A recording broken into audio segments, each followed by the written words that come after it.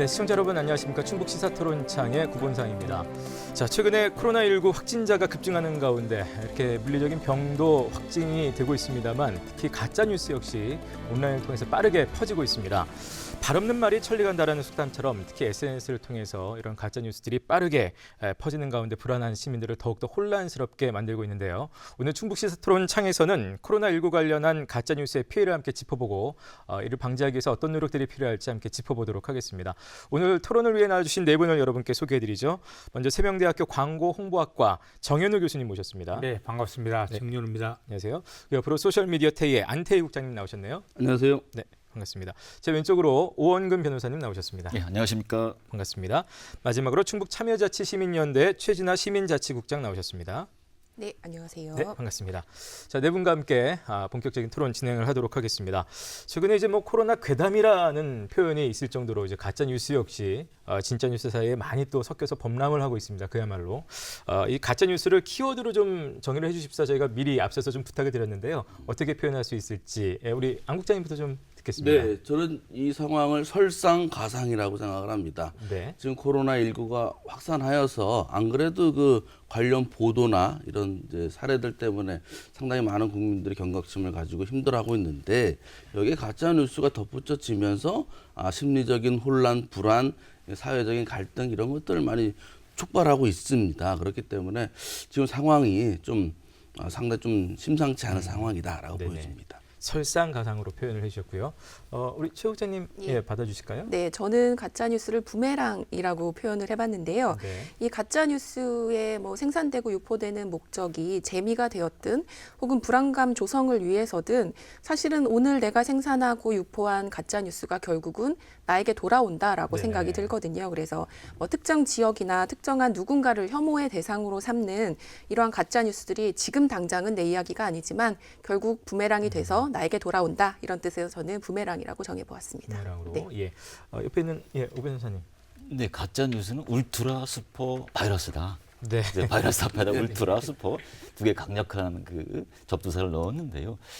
이 바이러스의 특징이 이제 빠른 전파잖아요. 예. 그렇지만 이 바이러스는 직접 접촉을 해야지만 전파가 되지만 이 가짜 뉴스는 직접 접촉이 안 된다 하더라도 종이라든지 SNS 통해서 클릭 한 번으로 아주 급속도로 전파가 될 수 있기 때문에 저는 울트라 슈퍼 바이러스다. 또 이 가짜 뉴스는 일정한 네트워크를 형성하는 사람들 사이에서 많이 전파되거든요. 네네. 그만큼 신뢰 관계가 많이 형성돼 있기 때문에 감염의 정도도 깊다. 그러니까 지금은 바이러스보다 가짜 뉴스가 더 무서울 수도 있다. 그런 생각을 합니다. 네. 자, 마지막으로 정 교수님. 예.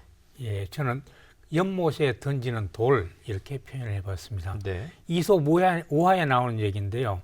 아이들은 연못에 장난으로 돌을 던지지만 그 개구리들은 돌에 맞아 머리가 깨지기도 하고 자칫하면 목숨을 잃기도 하고 또 연못 안은 평화가 깨뜨려지고 굉장히 혼란스러워집니다.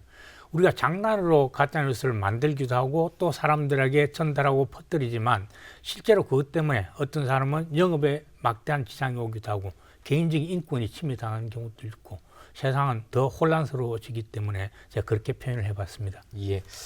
이렇게 네 분께 키워드를 일단 받아봤습니다. 가짜뉴스 여러분도 어떻게 받아보셨는지 모르겠습니다. 네 분 어떠셨습니까? 접하신 경험들이 좀 있으신가요? 어떤 경로를 통해서? 네, 저는 이제 예. 한 번 정도 받아봤는데요. 그게 이제 예. 2월 20일이었는데 날짜까지 기억을 하고 네, 계시네요. 왜냐하면 예. 굉장히 저희 지역 사는 동네 근처에 확진자의 딸이 돌아다니는데 그 사람이 학교 교사고 이런 얘기를 하다 보니까 또 아는 지인한테 그게 이제 오다 보니까 예. 자기도 모르게 막 믿고 싶어지는. 그래서 예. 제가 결국 이제 그 교육청에 확인 전화까지 했는데 결국 이게 가짜 뉴스다라는 것으로 이제 확인이 됐습니다만 예. 받는 순간은 상당히 심리적으로 동요가 되는 거는 사실이었습니다. 그러니까 확진자에 대한 신상에 대한 정보. 어디 돌아다닌다 예. 이런 얘기들을 하는 경우가 많았죠. 이 불안함 속에서 정말 더 불안함을 가중시킬 수밖에 없는. 다른 분들은 어떤 경험들이 있으신가요? 왜 지난달에 이제 우한 교민들을 우리가 진천하고 네네. 아산에 이제 격리해서 이제 그랬었죠. 검사도 하고 여러 가지 이제 치료도 했는데 그 교민들에게 도시락을 이제 배달을 했거든요. 네. 근데 그 도시락을 한 교민이 인터넷에 올렸는데 그 도시락에 대해서 누군가가 대통령이 중국인 유학생한테 도시락을 배달했다. 이런 허위 사실로 둔갑시켜서 이제 보도 예. 퍼뜨린 게 있었습니다. 살짝 그걸 변형시켜서 예. 예, 예, 실장님. 저도 지역 카페에서 저는 확인을 한 적이 있었는데 네. 안 국장님 말씀해주신 것처럼 뭐 우리 지역에 확진자가 있다더라 발표는 안 하고 있지만 사실은 어느 병원을 다녀갔다더라라는 뉴스를 이제 지인에게 정말 이제 문자로 받기도 하고 예. 제가 카페에서 본 거는 엉터리 예방법 치료법에 대한 가짜 뉴스였어요. 그래서 네네. 뭐 많이들 아시는 것처럼 뭐 드라이로 열을 쐬주면 바이러스가 죽는다더라. 예. 마늘과 김치를 먹으면 뭐 안 걸린다더라. 뭐 따뜻한 물을 먹어주면 이제 네네. 바이러스가 증식하지 않는다더라처럼 사실은 전혀 확인되지 않은 이야기들인데 이게 사람들은 불안하니까 믿을 수밖에 없거든요. 그래서 실제로 이 방법을 따라하시는 분이 주위에도 계시기도 했습니다. 네. 그렇군요. 네. 이게 주로 지인이라든지 평소에 계속해서 관계가 있던 그런 뭐 단톡방이라든지 이런 데서 자연스럽게 오기 때문에 이거를 받아들일 수밖에 없는 거 아닌가? 예, 정 교수님. 예. 예, 저도 지난번에 기재부 회의라고 하면서 아마 돌아다녔던 가짜뉴스 많은 분들이 보셨을 텐데요. 예. 그 중에 실제로 이제 여기에 대한 불안감과 공포감을 자극하는 내용이 있었습니다.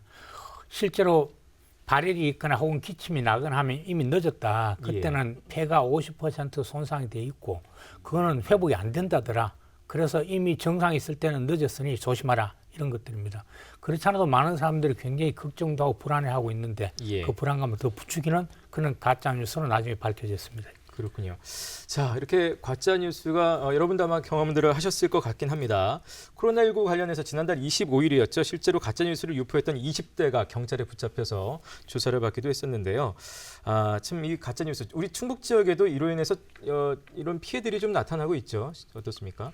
현재 우리 충북 지역에서 경찰의 자료에 따르면 한 39건 정도가 가짜 뉴스가 발생을 해서 충북에서만. 네, 그래서 많네요. 이제 예. 뭐 삭제 조치를 경찰이 요청을 했다고 합니다.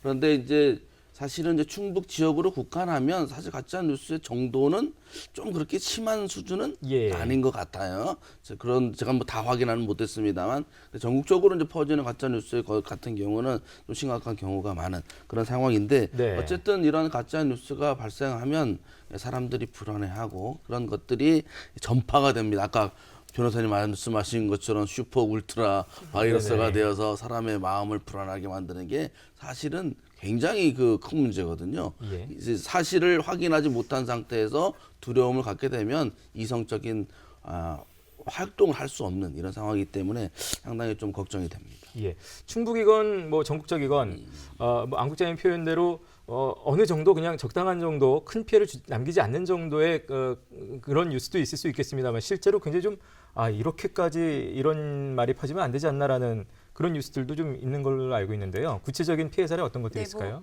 앞서 지적을 해주시기도 하셨던 우한 교민 이제 예, 예. 수용 시설 같은 경우는 사실은 한 언론사의 오보에서 시작이 되긴 했지만 그 오보가 사실은 수많은 가짜 뉴스로 양산이 됐거든요. 그렇다 예. 보니까 어느 특정 지역을 이미 선정했는데 주민이 반대해서 이제 진천과 아산으로 다시 확정됐다. 이제 이런 사실은 굉장히 많은 가짜 뉴스들이 양산되고 그 과정에서 뭐 지역을 무시하는 거다 이런 것까지 더해지다 보니까 사실은 우리 지역 주민, 진천 주민들도 마찬가지고 굉장히 더 반발할 수밖에 없게 예. 만든 것도 사실은 가짜 뉴스의 영향이라고 생각합니다. 네. 예.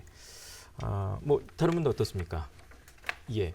아까 뭐 기재부 말씀하셨습니다만 그렇게 어떤 신뢰성이 있는 어떤 공신력이 있다고 여겨지는 기관의 발언으로 뉴스가 날라올 때 이걸 사람들이 사실은 걸러내기가 쉽지 않지 않습니까? 네. 그럴 때서 오는 피해가 막 하여튼 그런 심할 것들도 것 있고 같은데요. 또 이제 가짜 뉴스들 중에 예. 그 확진자가 어떤 음식점을 방문했다더라, 어디에 많이 돌아다닌다더라, 혹은 확진자 스스로 확진자라고 그러지 않고 활동을 한다더라, 예. 또는 신천지 교인들이 많이 산다더라, 이런 것들로 인해서 실제로 영업하는 사람들, 음식점 이런 일부 지역이 굉장히 심각한 피해를 입기도 하고 이런다고 합니다. 예. 다시 한번 생각해도 뭐 정말 피해가 따를 수밖에 없는 게 가짜 뉴스인데요. 자, 그렇다면 왜 이렇게 가짜 뉴스가 특히 이제 요즘 같은 때 이렇게 기승을 좀 더 부리게 됐을까요? 어떻게 생각하십니까? 예. 예, 실장님. 가짜 뉴스의 시작은 사실은 재미로 시작을 하지 않았을까. 근데 이번 이제 재미요? 상황에서도 사실은 사람들의 이 심각한 상황이지만 그것들을 이제 거꾸로 자신의 SNS나 개인 방송에 활용하려는 시도들이 굉장히 가짜 뉴스를 이제 더 양산시키고 확대시키는 요인이라고 생각이 드는데요. 예. 이제 많은 예로 사실은 지난 15년 메르스 사태랑 많이 비교를 하는데 그때랑 비교해도 사실은 개인 방송의 수나 영향력의 이제 비교는 사실은 비교가 되지 않을 정도로 그렇죠. 굉장히 예, 확대가 됐죠. 그렇다 보니까 뭐 굉장히 자극적으로 만들어서 조회수를 올리면 뭐 이 상황이 어떻게 심각하게 되던 나는 큰 상관없다. 내게 이익이 되기만 하면 괜찮다. 이제 이런 인식이 조금 많이 퍼져 있는 게 지금의 가짜 뉴스가 점점 더 자극적이 되고 예. 많아지는 요인 중에 하나가 아닐까 생각합니다. 네. 말씀 드리니까 사실 언론도 이제 뭐 자극적인 네, 네. 제목을 달아서 사실은 낚는다는 표현까지 쓰는데 네. 기존 언론에서도 사실 있던 것들이 이제 이렇게 되지 않았나 좀 가슴 아픈 좀 반성을 일단 하게 되는데요. 다른 분들 어떻게 생각하신가요? 이런 가짜 뉴스가 퍼지는 현상을 가지고 인포데믹 이렇게 부른다고 합니다. 예. 이제 인포메이션 정보라는 거 하고요. 에데믹이나 전염병 이렇게 합성으로 만들어내는 건데 실제로 이제 WHO 같은 데서 예. 이게 전 세계적으로 감염되는 현상을 팬데믹 이렇게 부르는 네네. 것처럼 가짜 뉴스가 전 세계를 오염시키는 것, 이걸 인포데믹이라고 부릅니다. 예. 실제로 이 코로나19로 인한 피해 이상으로 이 가짜뉴스로 인해서 훨씬 더 피해가 증폭되는 측면이 있는데 이건 세 개로 부문별로 좀 나눠봐야 될 것 같습니다. 하나는 가짜뉴스가 만들어진 생산 측면이 하나가 있고요. 예. 이 생산 측면은 되게 유튜브 같은 데서 많이 만들어내는데 예. 좀 더 자극적으로 좀 더 사람들이 관심을 가질 만할 만큼 험하게 이야기를 해야지만 사람들이 많이 유튜브를 구독도 하고 관심을 가지게 되니까 그래야지만 거기에 광고 수익도 따르게 되고 영향력도 늘어나니 유튜버들이 의도적으로 자극적으로 좀 부추기는 측면이 하나가 있고요. 일단은 보게 만들자 그냥. 그렇죠. 예, 유튜브 생산 측면에 보면 그렇다는 겁니다. 또 이제 정치인들이 정치적 목적으로 해서 이 정부가 무능하고 대처를 잘못했다.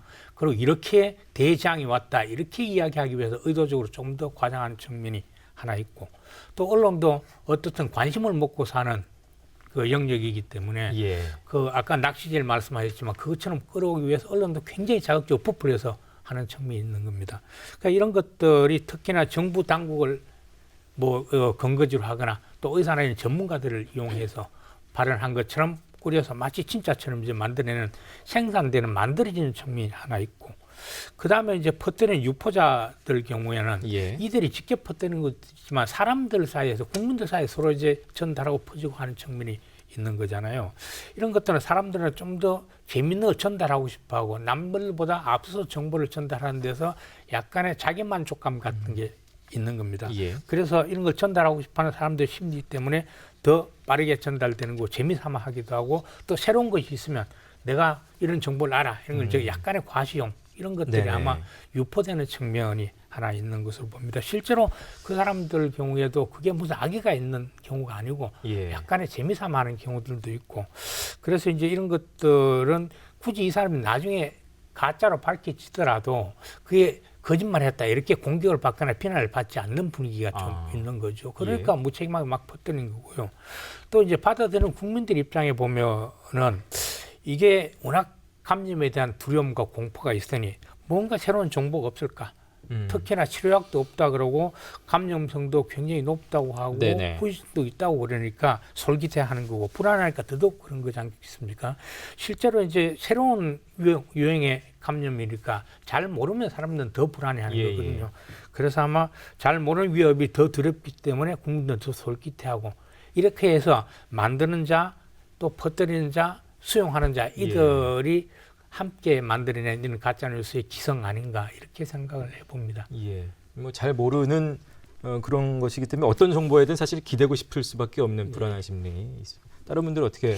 네, 또 특히 이제 좀 지금은 이제 SNS가 발전하고 있고 또 다들 이제 스마트폰을 갖고 있기 때문에 예. 뭐 전파 속도가 상당히 강하죠. 소식을 그렇죠. 전하는데. 그런데 일단은 이제 보는 대로 믿는 경향이 있습니다. 예. 음성의 한 병원에서 의심 환자가 발생을 했었어요. 그런데 거기에 의심 환자가 발생하면 거기를 병원을 폐쇄하지 않습니까? 응급실 같은 경우는. 그러니까 그걸 본 사람이 여기에 확진자가 발생해서 지금 병원이 폐쇄됐다라고 이제 카톡을 통해서 이제 전달한 경우가 있어서 예. 나중에 이제 의심 환자가 이제 음성으로 판정돼서 다시 문을 열었는데도 그 확진자가 발생했다는 소식이 이제 한 바퀴 돌 예. 때까지는 그게 이제 진짜 뉴스로 예, 확인이 예. 안 되는 그런 이제 문제가 있었고요. 또 다른 문제 중에 하나는 이게 진짜 뉴스와 가짜 뉴스의 이 채널이 분별하기가 매우 어렵습니다. 그런 차원에서 볼 때 뭐 예를 들어 뭐 기존 언론사라든가 그다음에 뭐 자치단체라든가 정부라든가 이런 채널도 있고 그다음에 뭐 SNS라든가 맘카페 특히 이런 데서 이제 채널이 다양하기 때문에 어느 거를 믿어야 되고 어느 채널을 믿지 말아야 될지에 대한 예. 그 정보 소비자로서의 그런 어떤 혼란감 이런 것들이 있고요. 이거는 이제 가짜 뉴스는 약간 별개인데 그 제가 볼 때는 이 정보 생산자들의 그 정보 유출 현상이 있는 것 같아요. 사실은 그 청주 택시 부부가 확진했을 때 그 네. 동선이 맘카페를 중심으로 해서 돌았어요. 그래서 제가 그 한참 확인하는 중에 예. 그 2시간 정도 후에 청주시가 발표를 했는데 그게 다 사실로 밝혀졌습니다. 그러면 그렇게 그 맘카페나 이런 카톡을 통해서 공유되는 정보가 사실로 밝혀지는 과정에서 예. 그 생산자들 그러면 공무원으로 추정되는 분들이 있을 수 있는데 이런 부분들에 있어서는 공식 루트로 발표되기 전에는 좀 자제하는 게 좋지 않겠느냐. 왜냐하면 실제로 청주시 공무원이 그 신상 정보가 담긴 예, 예. 문건을 찍어서 유출했는데 그 확산된 게 어디서 확산됐냐면 그 가족 중에 한 명이 맘카페에 올려가지고 전국적으로 확산이 됐거든요. 예. 이런 측면도 매우 좀 조심해야 되지 않느냐 생각됩니다. 그렇군요. 뭐 지금 이제 개인 SNS 이제 유튜브로 대변되는 그런 것들에서 이제 많은 분들이 이제 한다고 하지만 기존 언론이라든지 또 정치권에서도 또 좀 이를 부추기는 측면도 분명히 있지 않습니까? 아까 정 교수님 잠깐 언급은 해주셨습니다만. 예, 제가 좀 덧붙여서 예, 말씀드리면 오 변호사님. 그 말씀을 좀 드리고 싶었는데 기존 이 뉴스의 가장 중요한 전달 매체는 언론이잖아요. 예. 근데 그동안 이 언론들이 이런 역할을 제대로 했느냐? 기존 언론에 대한 불신이 네. 가짜 뉴스가 기승을 부리는 하나의 토양이 되었다. 그러니까 기존 언론이 어떤 사안의 어떤 본질을 파헤치기보다는 어떤 자극적이고 선정적인 보도를 하고 또 탐사 보도보다는 받아쓰기에 치우치다 보니까 네네. 뉴스 유질이 낮아지고 그렇다니까 예. 보니까 사람들이 기존 언론을 믿지 못하게 되고 그 틈을 타서 이제 가짜 뉴스가 기승을 부린다 이런 생각을 좀 하고요. 또 정치적으로 정치인들이 이걸 악용을 하는 측면이 강합니다.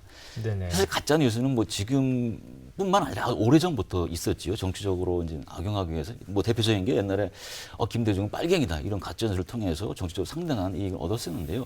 지금 뭐 SNS가 이제 발달하면서 이런 정치적인 어떤 악용의 어떤 기술이나 방법, 목적 같은 건 더 높아졌다. 그래서 가짜 뉴스가 더 활기를 치지 않나 그런 생각을 합니다. 예. 예, 저 역시 이제 지금 가짜 뉴스가 말씀하신 것처럼 계속 있어 왔죠. 굉장히 오래 전부터 등장을 했는데 네. 시점상 지금 이게 확대되고 있는 요인 중에 하나가 저는 총선과 무관하지 않다라고 생각이 듭니다. 예. 그래서 가짜 뉴스가 기승을 부리고 그것을 이용하려는 굉장히 많은 여야의 정치 세력들이 이것들을 악용하고 있고 또 양산하는데 이제 동력이 되고 있다라고 생각이 들거든요. 그래서 사실은 지금의 이 어려운 상황을 이제 이겨내고 국민의 건강을 지키기 위해서는 사실은 정치권이 여야가 나뉘지 않아야 될 상황임에도 불구하고 예. 총선이 코앞이다 보니까 이것을 이제 저마다 이용하려는 이제 것들이 좀 많은 것 같고 저는 조금 더 근본적으로 사실은 메르스 때와 이제 자꾸 비교를 하게 되는데 네네. 그 당시와는 조금 더 강한 전파력 혹은 전염병 확진자가 많다는 그 사실 자체만으로도 가짜 뉴스가 좀 많아지게 된 요인이 아닌가 생각이 드는데 가짜 뉴스 하면 제일 먼저 생각나는 게 사실은 정치 관련 뉴스이에요. 네. 제일 많기도 하고 종류도 다양한데 예. 사실은 정치 관련된 뉴스는 그냥 내가 관심 없어서 안 봐 하면 끝나는 문제인데 이번 사태만 생각하면 사실은 국민의 건강과 직결되는 예, 예. 문제이기 때문에 이거를 제대로 그때그때 내가 확인하지 않으면 우리 가족의 혹은 나의 건강이 이제 문제가 있는 거 아닌가라는 그렇죠. 그런 불안감이 예, 예. 생기다 보니까 사실은 이런 상황들이 사실은 가짜 뉴스를 더 많이 만들어내게 된 사실은 그 밑바탕에 있는 요인이 아닐까라도 생각해 봅니다. 그럼 어떻게 보면 좀 불가피한 측면도 네. 있다라고. 예. 어떻든 이번 사태에 대한 정부의 책임, 대응을 잘했냐 못했냐 이건 뭐 나중에 분명히 평가해야 되지만 현재는 그걸 따질 때가 아니고 어떻게 상황을 수습하고 이게 더 확산되지 않도록 하든가에 힘을 모아야 되는 단계라고 생각하고요. 정치권도 마찬가지고 언론도 마찬가지라고 봅니다. 근데 이제 언론 요즘 주요 언론들의 보도 제목들을 보면 뭐 이런 것들입니다. 분노 감정 높아져, 뭐 패닉, 또 대란 이런 표현들, 불안, 공포 예. 이런 제목들을 굉장히 많이 뽑아서 오히려 혼란을 더 부추긴 측면이 있고 실제로 이제 언론이 감염병 보도 준칙이라는 걸 만들었습니다. 감염병을 보도할 때 이렇게 하자라는 준칙들이 있는데 거기에 기사 제목에 패닉, 대혼란, 대란, 공포, 창궐 이런 단어를 삼가한다라는 게 보도 준칙입니다. 근데 이걸 하나도 안 지키고 있습니다. 예. 오히려 이제 언론이 지금 해야 되는 것은 이런 불안과 공포를 조장하는 것이 아니라 어떻게 하면 예방과 사퇴와 치료가 가능하도록 하는 여론을 모아가야 되는 건데 그렇다고 해서 언론이 정부의 잘못된 대응이라는 걸 비판하지 말라는 뜻은 아닙니다. 비판하는 거와 공포를 조장하는 다른 문제인데 현재는 예. 공포를 조장하는 일종의 공포 마케팅 언론을 하고 있다. 일종의 낚시질 때문에 그런 거겠죠. 그래서 그 언론들이 스스로 이제는 어떻든 자기네들 책임을 통감하고 이 사태 수습에 힘을 모으고 나중에 사태가 수습되고 나면 어떤 부분이 잘못됐고 앞으로 어떤 대응책을 갖춰야 될지를 예. 함축 논의하는 자리를 만드는 것이 언론의 역할이라고 생각합니다. 예. 저도 네. 저는 이제 언론을 뉴스를 생산하는 입장이 그렇죠. 있지 않습니까? 예. 그래서 교수님의 말씀이 상당히 뭐 와닿습니다. 그래서 기사를 생산할 때 상당히 조심하는데도 관성에 따라서 이제 이렇게 좀 자극적인 네. 보도로 될 가능성이 없지는 않습니다. 그래서 한국기자협회가 최근에 성명서를 이례적으로 발표를 했습니다. 지금 사태에 있어서 공론 분열을 선동하고 또 보도와 그런 인권 침해, 사회적 혐오나 과도한 공포를 유발하는 거 하지 마라라고 하면서 특정 언론의 보도 태도에 대해서도 문제 제기를 했거든요. 그렇기 때문에 지금은 좀 언론이 지금 상당히 많은 확진자가 발생한 이 시점이 더 중요할 것 같습니다. 예. 맨 처음에는 이제 방역을 잘하고 이런 것들 확진자가 더 늘지 않도록 하기 위해서 좀 과도한 표현이 있을 수 있다고 친다면 이제부터라도 교수님 말씀하신 것처럼 일단은 이 재난을 이기는데 네. 초점을 맞추는 보도가 필요하지 않나 싶어요. 예. 두루두루 뭐 저도 약간 가시방석처럼 반성하게 되는 것들이 많이 있는 것 같습니다. 아까 가짜 뉴스로 인한 피해도 저희가 잠깐 얘기를 했습니다만 이렇게 가짜 뉴스가 많이 유포가 되면서 자연스럽게 따라오는 문제점들 굉장히 많이 있을 것 같습니다. 어떤 것들이 좀 있을까요? 아까 뭐 음성 쪽에 의심 환자가 나온 건데도 이제 확진자가 나온 것처럼 퍼지는 바람에 뭐 네. 그런 말씀도 하셨습니다만 문제점들이 많이 있겠죠. 네, 예, 그래서 홍기자님. 가짜뉴스 사례를 들어보면 제가 한번 생각해 보니까 예. 이게 좀 과거 사례입니다. 1923년에 일본에서 그 지진이 발생을 했을 때 그 관동 대지진이라고 하죠. 그 사례에 보면 그 재난의 상황 다음에 발생한 게 조선인이 방화와 폭동을 저지르고 있다라고 하는 가짜 뉴스를 퍼뜨려 가지고 네네. 그때 조선인이 6,600명에서 최대 2만 명까지 학살당한 이런 최악의 상황이 있고요. 또 이런 큰 재난이 발생할 때마다 각국마다 이런 일들이 계속적으로 발생에 되풀이되어 온 건 사실입니다. 물론 지금 이 코로나19가 전파력은 강하지만 뭐 치명률이라든가 이런 것들은 상대적으로 낮은 그러한 이제 전염병이기 때문에 이런 부분에 대한 이제 그 불안감이나 네. 이런 것들이 과도하지는 않습니다만 이런 것을 부추긴다면 우리 사회에서도 이런 비슷한 현상이 발생할 수 있잖아요. 그러나 이제 좀 약한 수준에만 해도 뭐 누구를 어느 지역이라든가 예. 어디를 폄훼한다든가 혐오한다든가 차별한다든가 이런 것부터 시작하고 실제로는 어떤 그 확진자든가 누구를 비난하거나 또 어떤 그 동선상에 있는 그런 업소들을 뭐 네네. 배척한다든가 이런 문제부터 발생할 수 있을 것 같습니다. 예. 네, 가짜 실제로, 뉴스로 인한 뭐 사회적인 불안감이나 뭐 혼란은 당연한 말씀해 주신 것처럼 당연한 거고요. 이렇게 가짜 뉴스가 점점 더 많아지면 사실은 시민 입장에서는 오늘 내가 받은 뉴스가 진짜 뉴스인가 가짜 뉴스인가 이제 바이러스를 어떻게 피해야지 하는 고민보다 사실은 제대로 된 뉴스를 어떻게 걸러내야 될까 이제 이 고민까지 사실은 더 하게 되거든요. 그것도 사실 상당한 피로감이죠. 네, 사실은 예. 굉장히 그렇습니다. 그리고 또 근본적으로 보면 사실은 가짜 뉴스의 많은 부분들이 누군가를 향한 혐오가 담겨져 있거든요. 그렇다 보니까 뭐 직접적인 이제 서로 이제 나와 다른 누군가 혹은 다른 집단에 대해서 혐오적인 발언들을 계속 할 수밖에 없고 우리가 코로나19 초기에는 중국에 대해서 굉장히 이런 혐오 발언들 또 혐오 감정들을 쏟아냈어요. 근데 이제 이게 점점 국내에 있는 중국인 혹은 중국에서 입국한 우리 자국민에까지 이제 하더니 이제는 뭐 이제 확진자에까지 이게 점점 더 혐오의 범위가 확산되고 있는 건 굉장히 중요한 문제라고 들고요.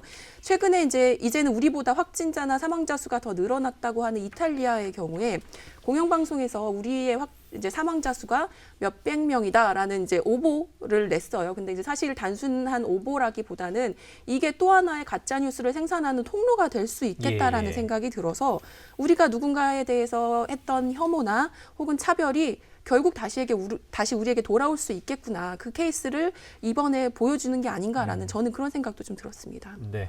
우 변호사님. 예.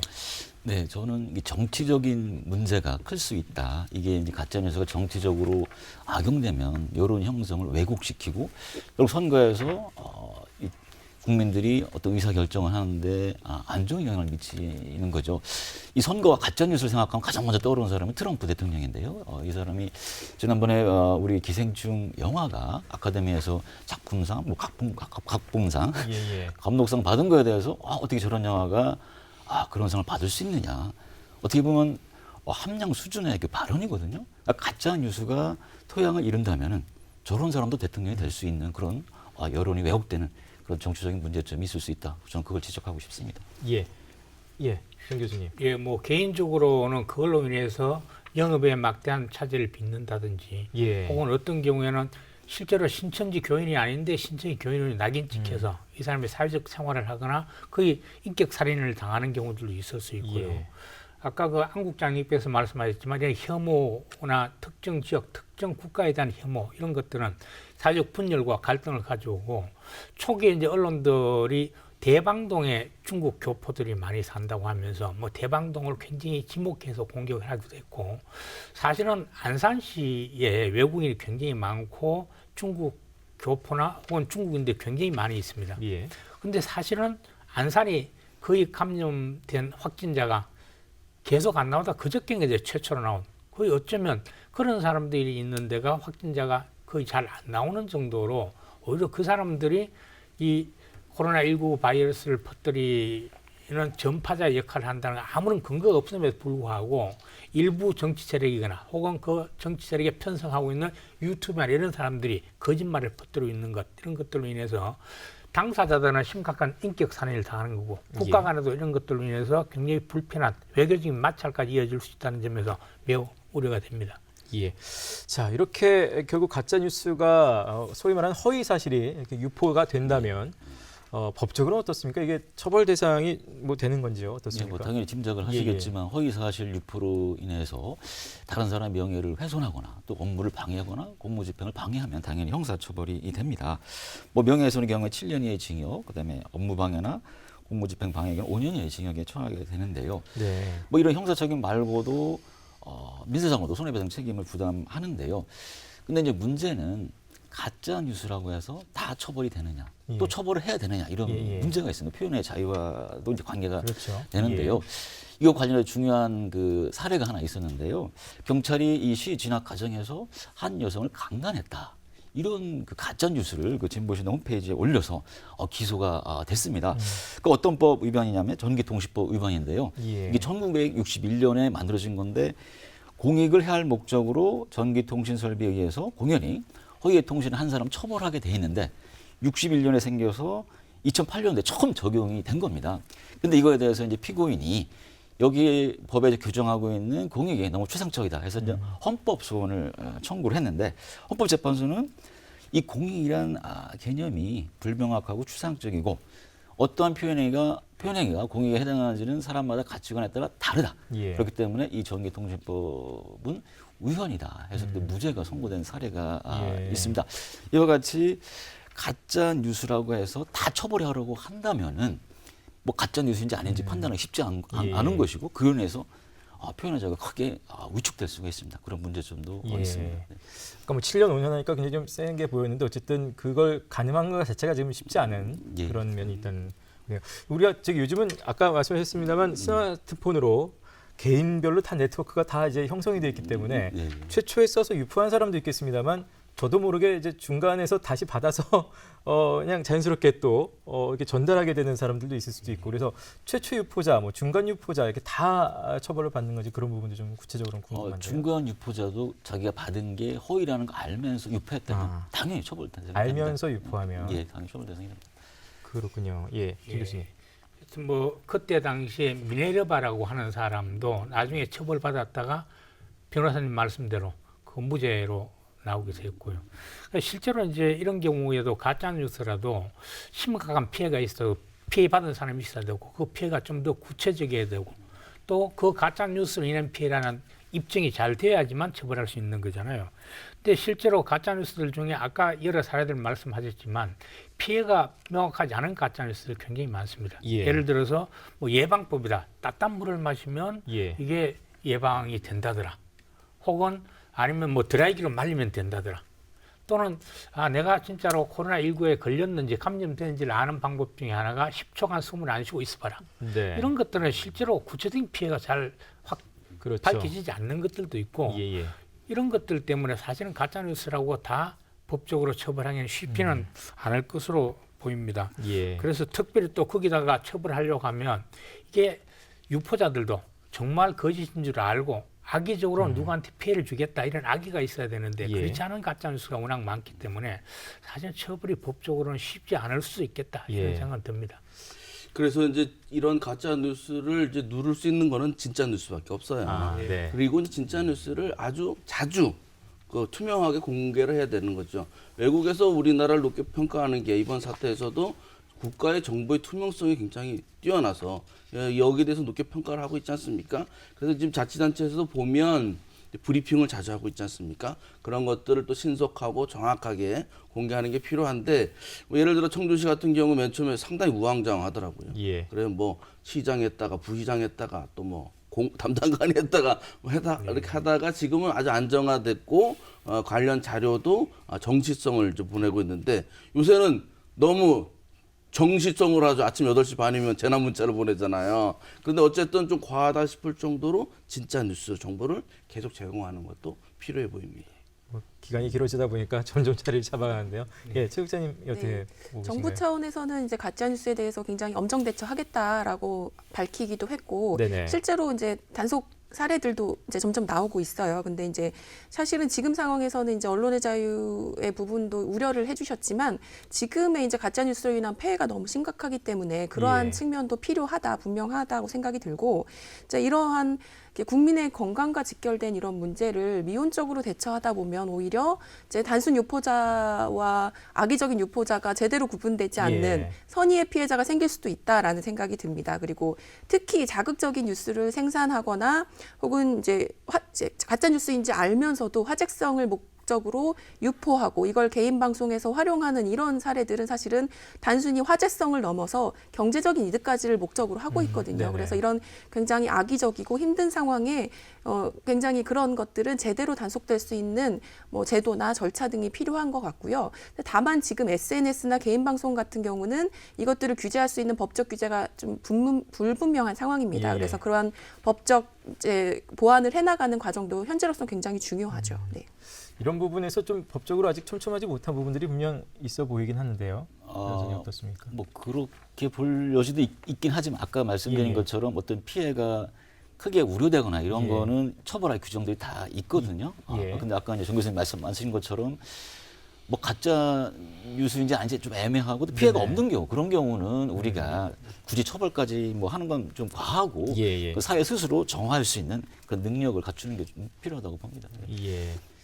예. 그 전에 가짜뉴스에 대한 법을 만들려고 재작년에 여당하고 정부가 뭔가 그 연구를 좀 했는데 네. 아마 민주화를 위한 변호사 모임을 포함해서 예. 시민단체들이 반대를 했습니다. 왜냐하면 표현의 자유는 가짜뉴스에 하는 피해보다도 더 소중한 민주주의의 가장 핵심적 가치이기 예, 때문에 예. 그걸 법적으로 규제하는 것은 좀 곤란하지 않느냐 이런 의견들이 많았던 걸로 알고 덧붙이면 있습니다. 말레이시아에서도 이제 가짜뉴스 처벌법을 만들었다가 예. 입법 과정에서 상원에서 부결하는 바람에 예. 결국 만들어지지 못한 그런 사례도 있습니다. 제가 알기로도 20대 국회에서 이제 법안이 제출됐다가 계류 예. 되기만 한 걸로 알고 있거든요. 그래서 말씀하신 대로 사실은 양날의 검이거든요. 예. 뭐 표현의 자유, 언론의 자유와 가짜 뉴스를 그러면 그 측정하는 사람에 따라서 혹은 평가하는 사람에 따라서 가짜 뉴스가 돼버릴 수도 그렇죠. 있다. 이제 그게 예. 정치적으로 이용될 수도 있다라는 우려는 예. 있지만 사실은 지금 같은 상황에서는 법적으로 이제 탄탄하게 테두리를 만들어 놓고 그 안에서 이제 제대로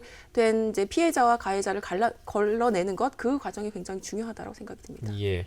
아까 이제 저희가 가짜 뉴스 중에서 뭐 요즘 여러분들마다 다 문자로 받으시면 뭐 확진자의 동선이라든지 뭐 심지어는 실명까지도 공개되는 경우들이 좀 있어서 이런 것들 아까 뭐 표현의 자유 지금 우리가 계속 그 부분도 얘기했습니다만 사실 이런 것들은 어떻게 보면 인권 침해 얘기가 분명히 있을 수 있거든요.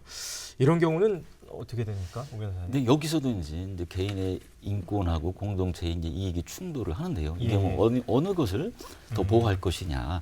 근데 지금은 코로나 바이러스가 이제 심각하게 전파되는 비상 시국이기 때문에 개인의 인권이 어느 정도 침해되는 거는 불가피하다고 봅니다.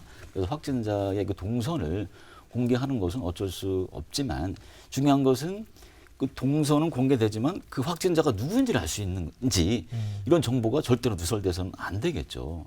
또 네. 우리가 이제 신천지를 이번 코로나 바이러스 사태 확산에 이제 큰 영향을 미친 그 집단으로 규정을 하고 있지만 이 신천지도 나름대로 종교의 자유나 그렇죠. 사생활의 비밀은 예, 보호되어야 하거든요. 그렇죠. 그래서 그 명단을 입수해서 검사하는 것은 뭐 필요하겠지만 그걸 다른 목적으로 활용한다든지 이를 유출하는 것은 분명히 뭐 억제를 하고 필요한 경 처벌을 해야 된다고 봅니다. 네. 예. 다른 분들은 이에 대해서 네, 그래서 이게 특히 확진자의 동선이나 개인 정보 이런 것들에 대해서 확진자의 동선 같은 경우는 동전의 양면이랑 마찬가지죠. 우리 일반 시민들은 알아야 되죠. 알아야 그 확진자가 어딜 다녀갔고 언제 다녀갔으면 자기가 혹시 그쪽에 네. 그 비슷한 시간 다녀가서 감염의 확률이 있지 않느냐 해서 이제 조사를 받아야 되지 않습니까? 그래서 이제 동선을 공개하는 건데 알려진 사람은 네. 본의 아니게 자기의 그 개인 정보가 거의 도스란히 노출되기 예. 때문에 피해를 보는 건데요. 그래서 저희 회사도 맨 처음에는 이 동선을 인포그래픽으로 이쁘게 표현했는데 이제는 안 하고 있어요. 자치단체 그 동선이 이제 나와 있으니까 예. 굳이 그걸 이제 확산할 필요가 없다라는 이제 생각이 드는데 그리고 청주시 같은 경우도 지금 하루에도 그 해당 부서는 수십 통씩 그 전화를 받는답니다. 왜 동선을 빨리 공개하지 않느냐고. 근데 이 동선 공개도 다 이렇게 자치단체도 질병관리본부 이런 데서 다 승낙을 받아야 공개를 하는 거랍니다. 예. 그러니까 이렇게 정보를 요구하는 자, 정보가 공개되면 피해를 보는 자 이런 것들 때문에 좀 상당히 좀 문제가 좀 많이 있는데요. 어쨌든 언론의 측면에서 보면 그 확진자의 동선이나 이런 것들을 이렇게 뭐 추론하는 경우 있죠. 왜 이렇게 돌아다녔느냐 뭐 이런 식으로 보도하는 거는 자제해야 될 것 같습니다. 예. 예, 동선을 네, 공개하는 문제는 저는 조금 생각이 다른데요. 예. 이게 이제 시민들이 불안하니까 동선 공개하라고 요구할지라도 실제로 실익이 별로 없어 보입니다.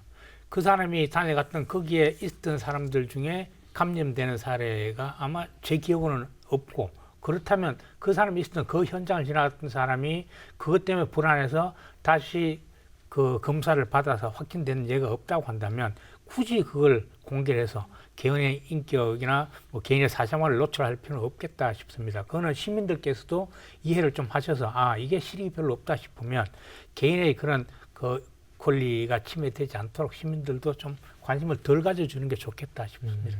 네. 지금의 정부 방침이 과할 정도로 대응하자라고 이제 뭐 대통령도 이야기하고 그렇게 하니까 이제 동선의 공개가 사실은 이제 시민 입장에서도 처음에는 굉장히 꼼꼼하게 챙겨보다가 네. 요즘에 좀 덜 보게 됐다라고 이야기를 하시더라고요. 근데 이제 동선 공개가 저는 이제 최초 이제 택시기사 예. 확진자분의 같은 경우는 그 택시를 탔던 분들을 찾아내는 그 과정이나 예. 그게 굉장히 저는 의미가 있었다고 생각이 들고 그런 정도로 활용이 된다면 이제 굉장히 공적으로도 잘 활용됐다라고 보는데 그렇지 않은 경우 사실은 이 동선이 마치 개인의 사생활임에도 불구하고 뭐 수많은 악의적으로 표현이 되기도 하고 이런 사례들이 우리가 직접 목격하고 있어서 처음에는 긍정적인 이유로 시작한 것이 결국은 누군가에게 피해가 되고 네. 상처로 가는 것이 있어서 그것들을 소비하고 받는 시민 입장에서도 조금 성숙한 자세가 필요하다는 생각도 듭니다. 예.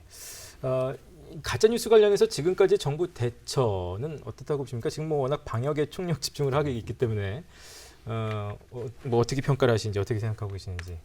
예, 변호사님. 뭐 가짜 뉴스에 대한 대책, 정부 대책을 뭐 이렇게 좀 찾아보니까 중요한 게 이제 가짜 뉴스 유포해서 피해를 이제 크게 입힌 사람은 엄벌을 한다는 거. 또 그 가짜 뉴스가 이제 생산됐을 때 그걸 이제 신속히 팩트 체크해서 정확한 정보를 알려준다 이런 예. 건데요. 뭐 그런 측면에서는 뭐 지금 크게 정부 대책에 이제 문제가 있다 이런 생각은 없고요.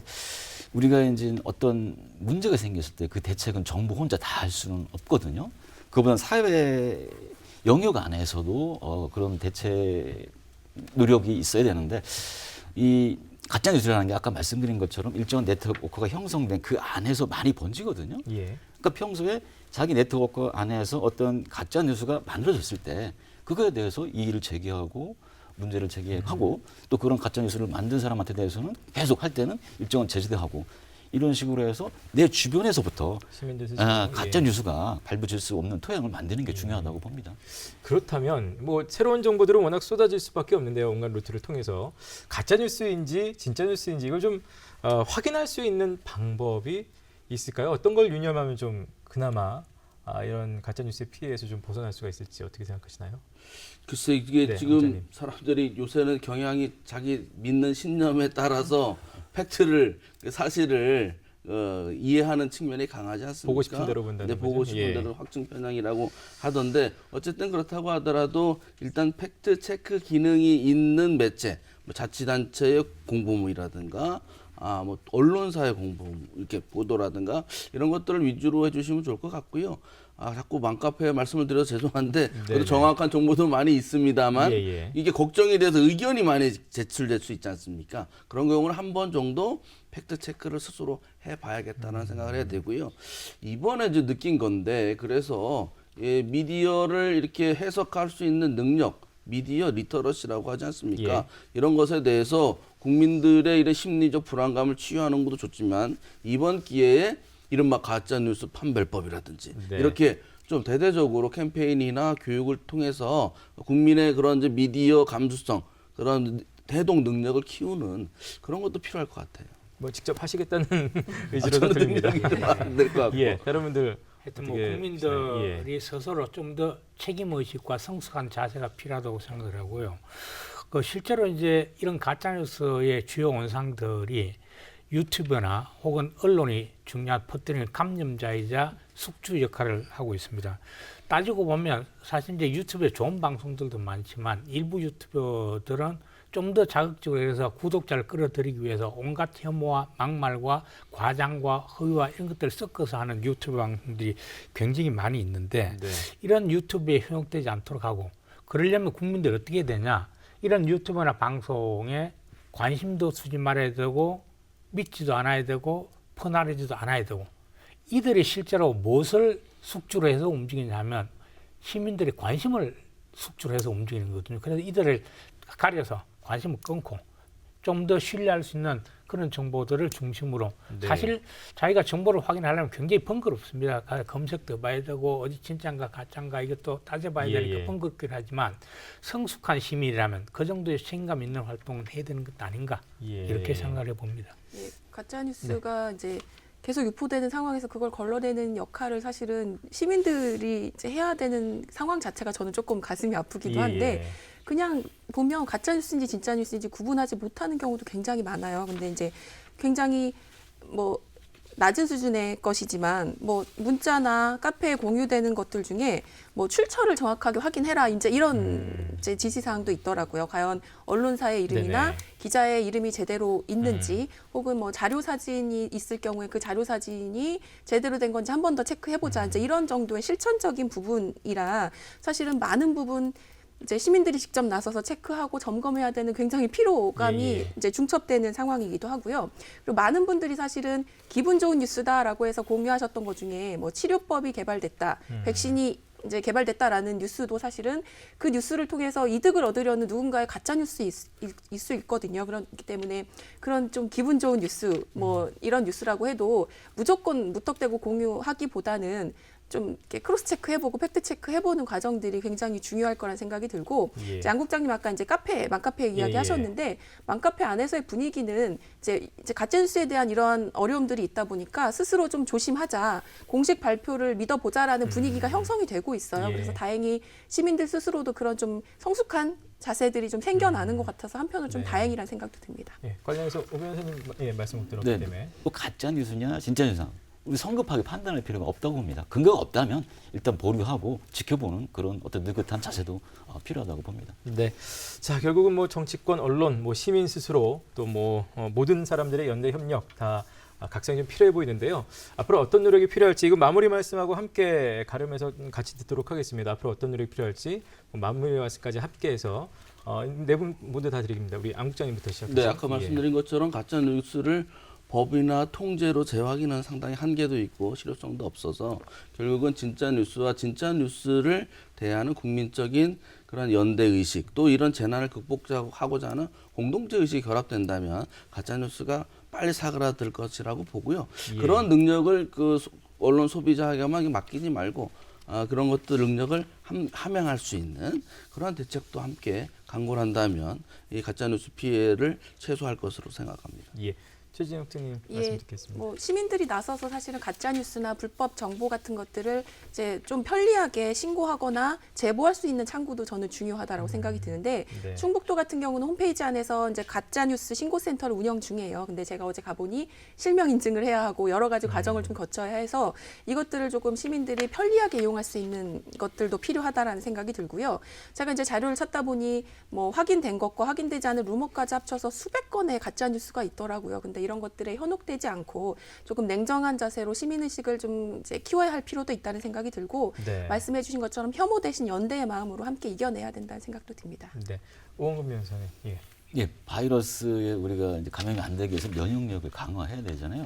가짜 뉴스도 이제 아까 제가 울트라 스포 바이러스라고 네네. 하는데 여기도 이제 면역력을 강화하기 위해서 우리가 어떤 그 사안을 접했을 때 그냥 믿는 게 아니라 그게 이제 본질적으로 맞는지 합리적으로 생각해보는 그런 습관이 필요하고 또 자극적인 말 같은데 현혹되지 않고 문제의 본질을 살펴보는 태도가 필요하고 또 두 분 말씀하신 것처럼 가짜 뉴스는 특정 세력이 혐오하게 만드는 그런 내에서 나오는 거기 때문에 공동체 의식, 이해와 배려가 생각하는 그런 공동체 의식이 꼭 필요하다고 봅니다. 예. 정인수 교수님. 예. 뭐 결국은 국민들의 의식에 있는 것 아닌가 이렇게 생각을 합니다. 이게 정략적으로 정치권이 이용해서 일부를 부풀리기도 하고 뭐 유튜버나 또 언론들이 부추기기도 하고 하는데 이런 것에 대해서 외면하는 정도를 넘어서서 이런 국가적인 혹은 사회적 재앙을 이용하는 자들에 대해서 국민들 엄정한 평가를 해 주셔야 될 겁니다. 아마 이제 총선도 얼마 남았고 하니까 이런 경우에 정말 이게 가짜로 사회를 혼란하게 한다 하면 거기에 국민들께서 투표로서 할 수도 있고 어떤 식으로든 정치인들이 정략적으로 이용하지 못하게끔 하는 것이 하나 있고 또 하나는 그 아까 제가 그 웅덩이의 연못에 던지는 돌멩이 말씀드렸지만 내가 무심코 던지는 돌멩이 하나가 개구리의 목숨을 위협할 수 있는 것처럼 그냥 재미로 무심코 퍼뜨린 가짜뉴스가 그 많은 사람들이 피해를 주는 내가 사회적 가해자가 될 수 있다 하는 생각을 가지고 남의 인권도 좀 더 생각하고 또 다른 피해자가 생기지 않도록 국민들께서 조금 더 신중하게 이런 가짜뉴스에 대응을 해주셨으면 좋겠다 생각을 합니다. 예. 자, 오늘 토론 함께해 주신 네 분께 감사드리겠습니다. 고맙습니다. 예. 감사합니다. 고맙습니다. 최근에 이 코로나19 사태와 관련된 가짜 뉴스, 단순히 진실을 외면하는 뉴스 정도가 아니라 국민의 생명과 안전까지도 위협할 수 있는 중대한 범죄 행위라고 생각이 됩니다. 특히 이제 혼란스러운 요즘에 가짜 뉴스의 피해를 줄이기 위해서는 전 국민의 협조 노력이 필요해 보입니다. 자, 충북 시사토론창 오늘 순서는 여기서 마치겠습니다. 시청해주신 여러분 고맙습니다.